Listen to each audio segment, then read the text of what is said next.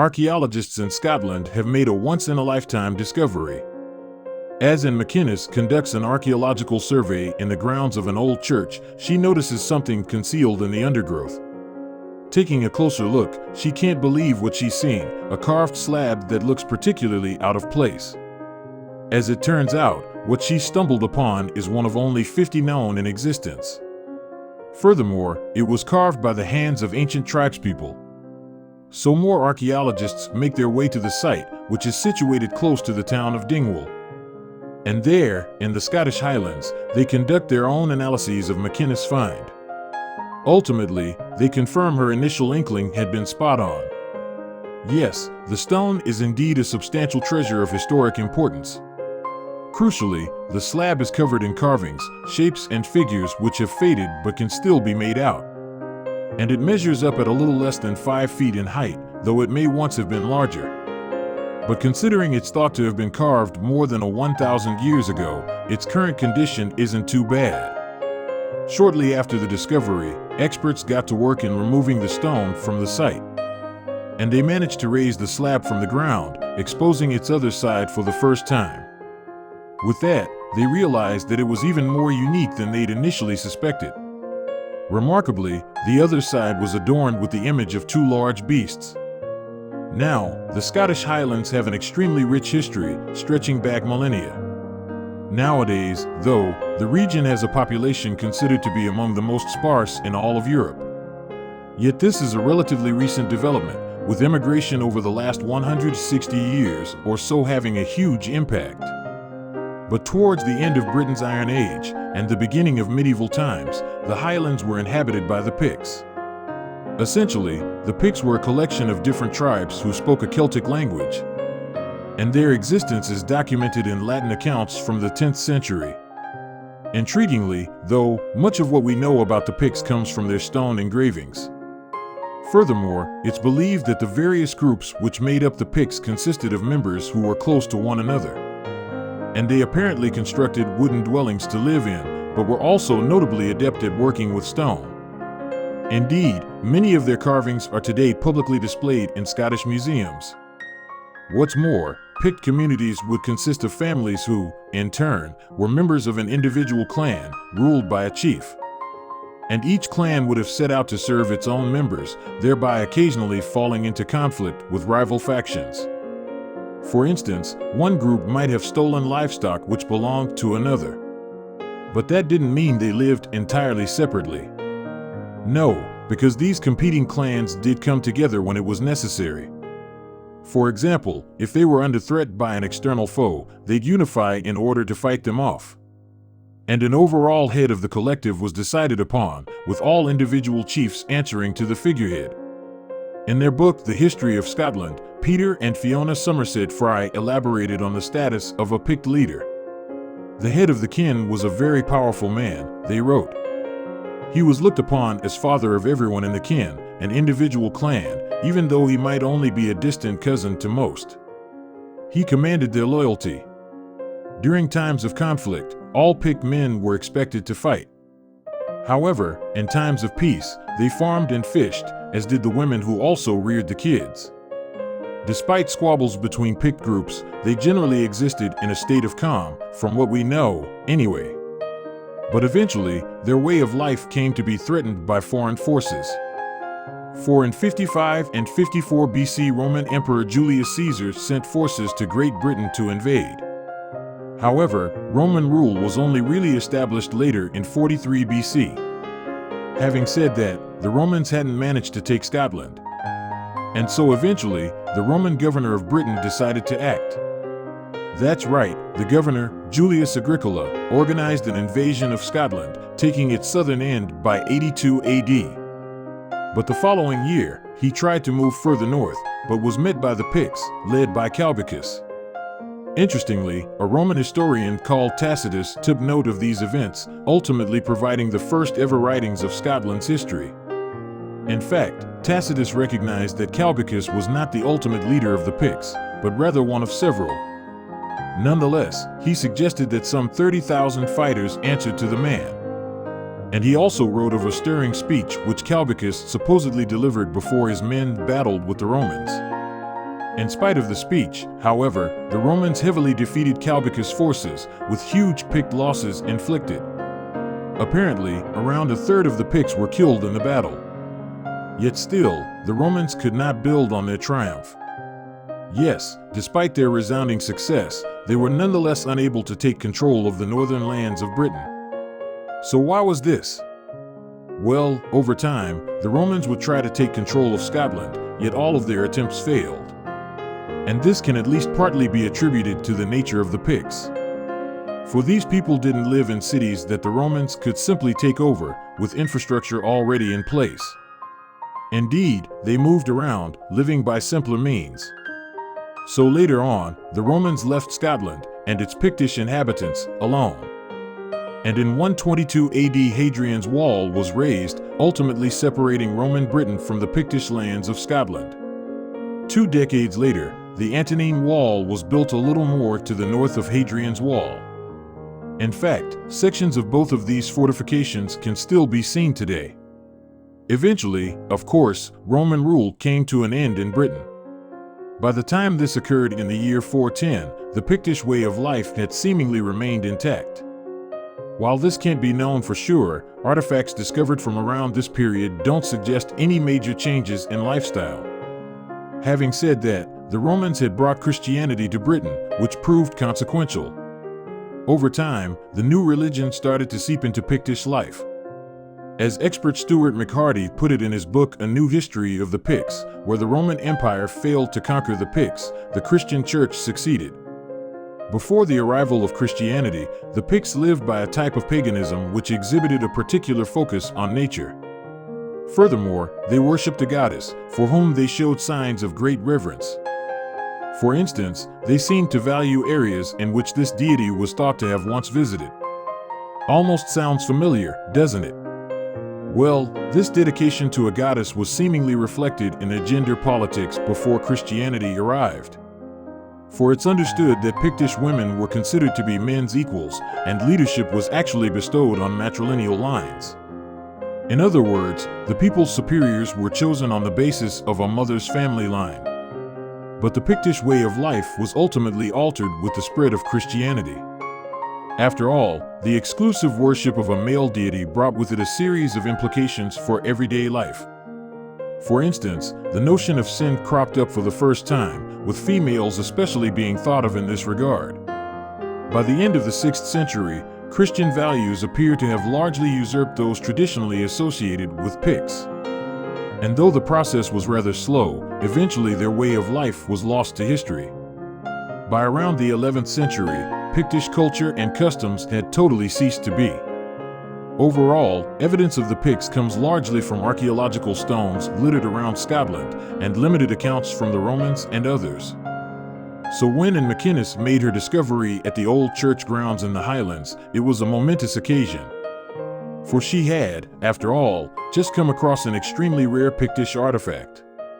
Now, MacInnes is an active member of the North of Scotland Archaeological Society, NOSAS. And established in 1998, it concerns itself with conducting archaeological works in Scotland's northern areas. Of course, if it manages to make an interesting discovery, the group is sure to inform the public of the matter. Furthermore, NOSAS runs various events during the course of a year, as well as organizing field trips and excavations. And members can make use of the group's library, not to mention its array of tools and supplies. But it was during a lone survey which MacInnes ultimately did towards the end of summer 2019 that yielded a result. Yes, close to the town of Dingwall, MacInnes got to work on the remnant grounds of an old Christian church. And it was here that she ended up making the find, a large slab covered in Pictish engravings. She told the BBC of her discovery, "I was clearing vegetation when I spotted the carving. I really couldn't believe what I was seeing." So other archaeologists made their way to the site in order to take a look at the slab for themselves. And upon doing so, these experts proclaimed the find as vital. After all, stones adorned with Pictish engravings are extremely rare. Including this latest one, there are only around 50 such artifacts known about today. Astonishingly, according to experts, the Picts first engraved the slab around 1,200 years ago. And although it now measures less than 5 feet in height, it's believed to have initially been more than 6 feet. Therefore, a significant portion of it was lost over the centuries since its creation. So what about the illustrations? Well, the shapes etched into the slab are varied and intricate. On the one hand, there are depictions of various creatures, both real and imaginary. And there's also the outline of a fighter with the head of an animal. But in addition to these illustrations, symbols known as a Z-rod and a double disc can be seen. Such a rare find represents a significant boost for historians attempting to better understand the Picts. And this, in essence, is a point which has been stressed by the Pictish Arts Society. For its president, John Borland, also of Historic Environment Scotland, told the BBC that the find is of national importance. As Borland went on to explain, the find spot, an early Christian site in the Scottish Highland area of Easter Ross, is a new location for such sculpture. So, it adds significant information to our knowledge of the Pictish Church and its distribution. This new discovery will continue to stimulate debate and new research. Meanwhile, archaeologist Kirsty Cameron from the local authority, the Highland Council, was also ecstatic at the news. In fact, she told the BBC the stone was a once-in-a-lifetime find. Speaking in the wake of its discovery, she said, "All credit goes to the local archaeologists for immediately recognizing the importance of the stone." All of this praise, however, actually came before the entire slab had been seen by archaeologists. After all, it had been found flat on the ground, meaning the underside was initially concealed. But when experts eventually got to see the back of the slab, what they'd expected went out of the window. As the Gnosis explained on its Facebook page, the slab was carefully extracted from the ground on August 22, 2019. Now, they'd expected to find a cross on the back, because the stone had been reused as a burial post. Instead, archaeologists were faced with a series of carvings unlike anything they'd ever seen. Yes, because the etchings on this face of the slab appeared to depict a pair of large creatures beside a cross. And these were entirely different to any of the images carved onto the other side. As a matter of fact, they were distinct from all other known Pict designs, according to Borland. And Borland elaborated on what these designs tell us about the Picts. He told the BBC, "The two massive beasts that flank and surmount the cross are quite unlike anything found on any other Pictish stone," he said. These two unique creatures serve to remind us that Pictish sculptors had a remarkable capacity for creativity and individuality. What's more, the study of these carvings may enable historians to better understand the artistic practices of the Picts. And this is something which Borland has recognized. As he went on to explain to the BBC, careful assessment of this remarkable monument will be able to tell us much about the production of Pictish sculpture that we could never have guessed at. So with the stone removed from the old church grounds, efforts are now being made to have it cleaned and preserved. After that, there are plans to show the artifact off at the Dingwall Museum. However, doing all of this is expensive, so Gnosis and the Pictish Arts Society are drumming up support. That's correct, for the two groups are now attempting to raise around $25,500 in funds from the public. And once they're successful, people will be able to come from all over to see the Pictish stone for themselves. Furthermore, given how rare these finds are, that would be quite an opportunity. But of course, this is far from the only incredible historical discovery that has taken place within Scottish borders. The small country is home to a whole host of archaeological marvels, in fact. One particularly impressive find, for instance, concerns a group of mysterious artificial islands. And the story behind them is truly fascinating. After making his way through the cold waters of Loch Arnish, Chris Murray finds exactly what he is looking for. On this lake on Lewis off the west coast of Scotland, the diver is examining a mysterious man-made island known as a crannog. And, incredibly, the secrets that Murray discovers deep below the water's surface will change everything that experts know about these strange, prehistoric landmasses. These crannogs, which can be wholly or partially man-made, are found in lochs, rivers, and estuaries. And for many years, it's been believed that these mysterious entities date back to the Iron Age, so about 2,800 years from the present day. This school of thought claims that ancient people constructed the crannogs with either stone, timber, or a combination of the two.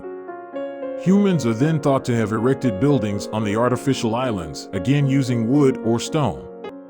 And, altogether, Scotland has some 570 crannogs, which are sometimes also known as island duns. Around 170 of these Scottish examples are located on the islands of the Outer Hebrides, including Lewis. Ireland, too, has roughly 2,000 crannogs, while just one is to be found in Wales, the third Celtic part of Britain. As far as the Scottish crannogs are concerned, meanwhile, historians have previously believed that they were used from around 800 BC right up until around 1700 AD. However, as we'll see, it's that earlier date that has been challenged, all because of the extraordinary artifacts Murray found at the bottom of Loch Arnish. But before we discover exactly what the diver managed to unearth, let's investigate crannogs themselves. Generally speaking, archaeologists use the term crannog to describe the small man-made islands that can be found in both Ireland and Scotland. Yet that doesn't mean all crannogs are from the same era or culture, nor do they all look identical. Some crannogs, for instance, are built entirely from timber. In those cases, ancient people constructed wooden buildings atop piles driven into the bed of a loch. And examples of these crannogs can be found at Loch Tay, which is almost 15 miles long and set within the majestic Central Highlands countryside.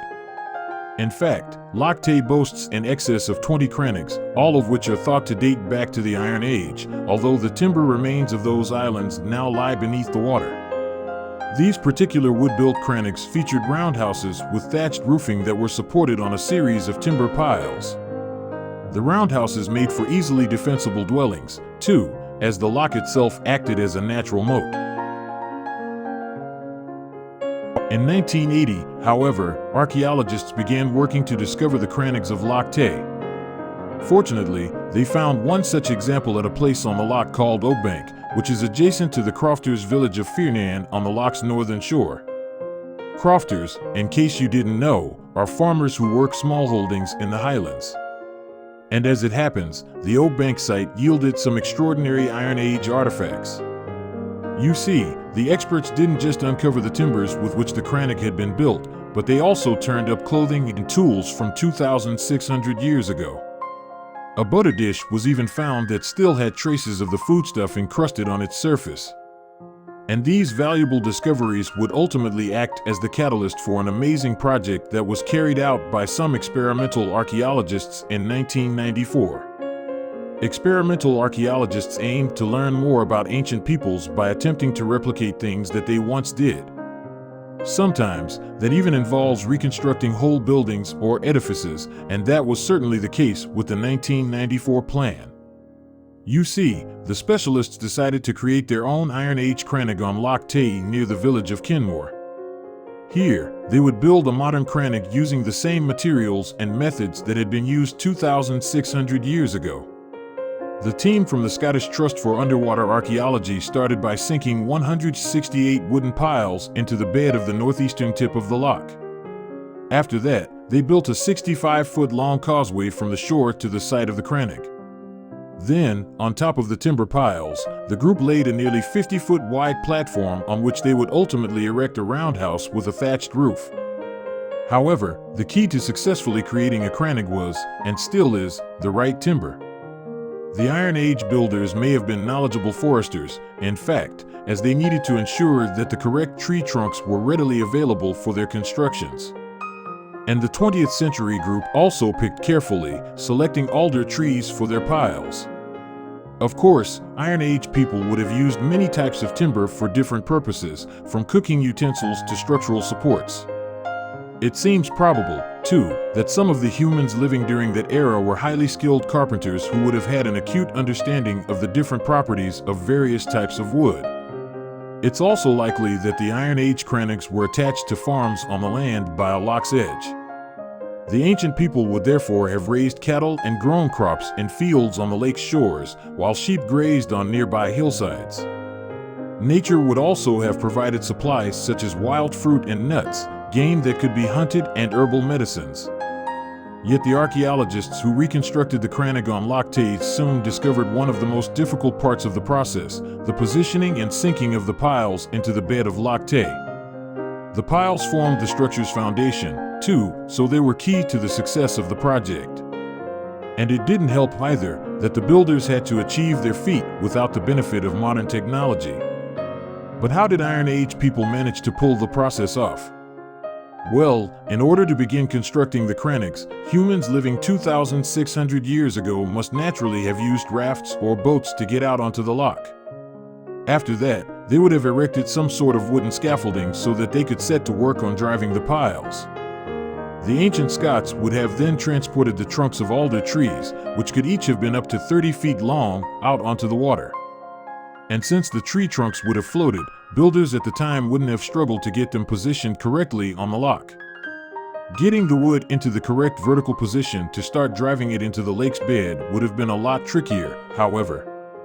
Then, finally, when the trunks were right where they needed to be, the resulting pile would have been forced into the loch's bed with the use of a crosspole.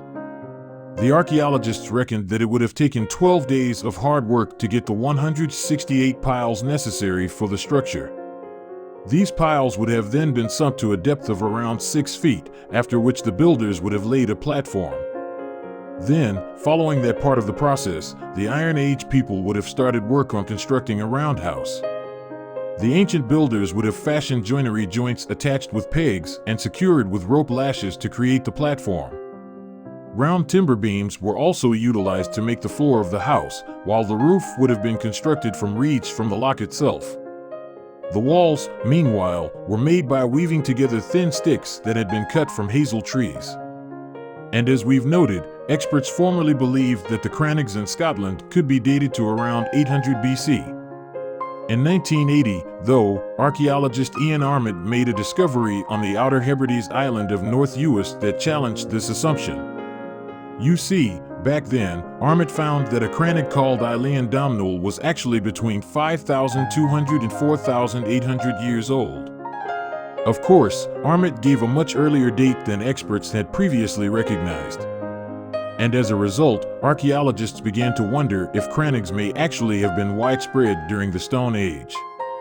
Yet for many years, no further evidence was found to support this new idea. Perhaps, then, Eilean Domhnall was an anomaly. And although no more Stone Age crannogs were discovered after Armitt's find in 1980, it wasn't for the want of searching. You see, specialists attempted to turn up other examples in 1986 and on a further 2 occasions in 2012. During all of these endeavors, though, they ultimately drew a blank. And that brings us back to Chris Murray, the diver who was exploring the waters of Loch Arnish in 2012. What's more, although Murray is not a professional archaeologist, it was his discoveries that changed the accepted dating of crannogs in the Scottish Highlands. Still, while Murray may not be an archaeologist, he is most certainly a colorful character.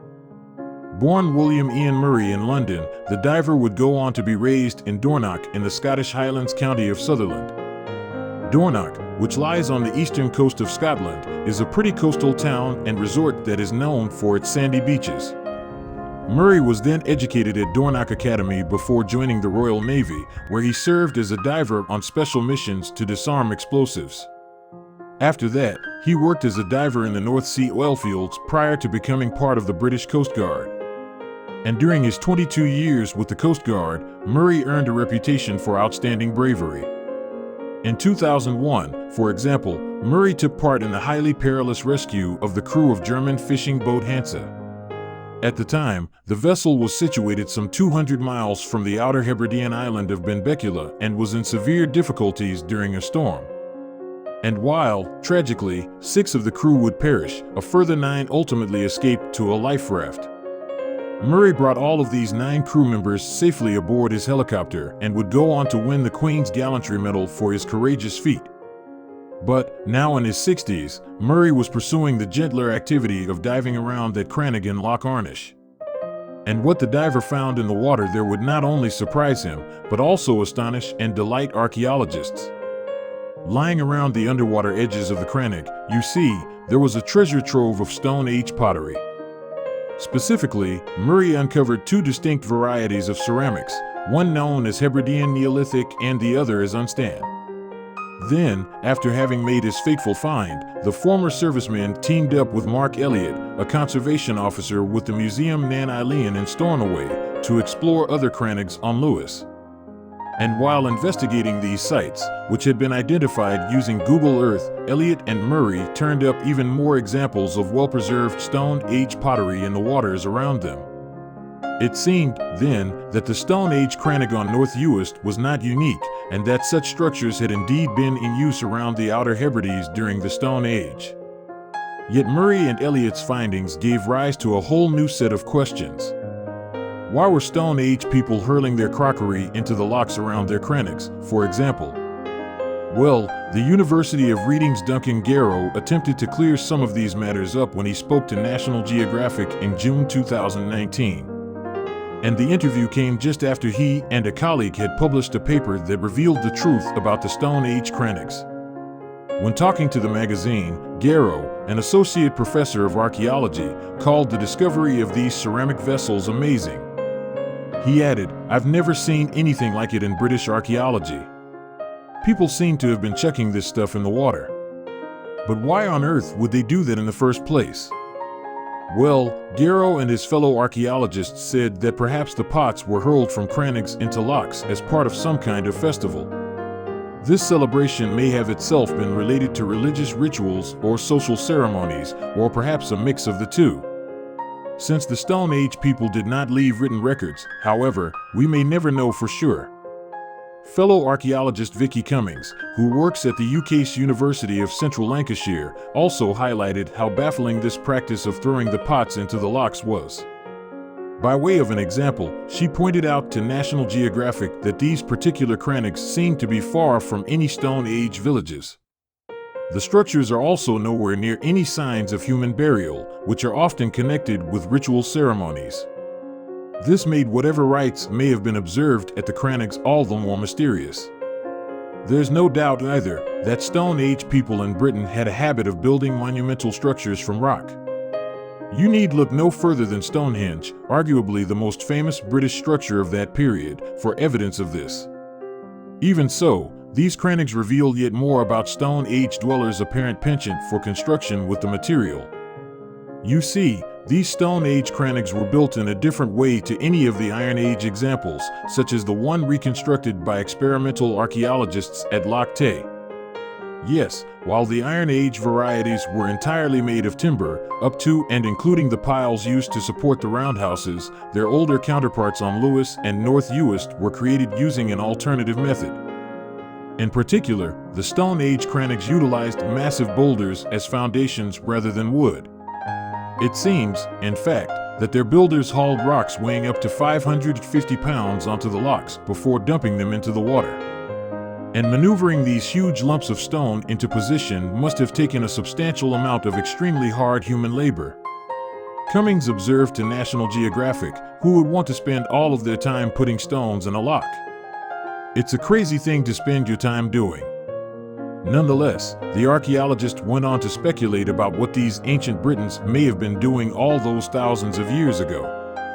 Cummings claimed, for instance, that the fact that the sites were distant from everyday human habitation suggests they were used for special celebrations, such as those marking the change from childhood to adult life. She added, clearly it was not appropriate to take the pottery, brought to the Neolithic crannogs, home. But just how many of the 570 or so crannogs in Scotland are actually much older than originally thought? Well, the truth is that we don't yet know the answer to that puzzle. Up until now, scientists have only subjected around 20% of the country's crannogs to radiocarbon dating. So can we assume that there may be Stone Age crannogs all over Scotland and maybe even in Ireland? Perhaps, but one expert has sounded a note of caution. Cole Henley, who is a specialist on structures on the Outer Hebrides archipelago from that period, told National Geographic, extrapolating is dangerous.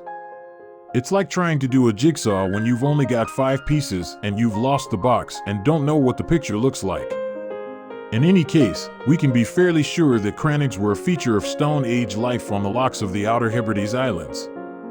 And as Garrow actually plans to conduct further research using advanced techniques such as side-scan sonar, perhaps he'll unearth yet more examples from the same era. Given the number of crannogs we already know about, though, the archaeologist and his colleagues will have many years of work ahead of them.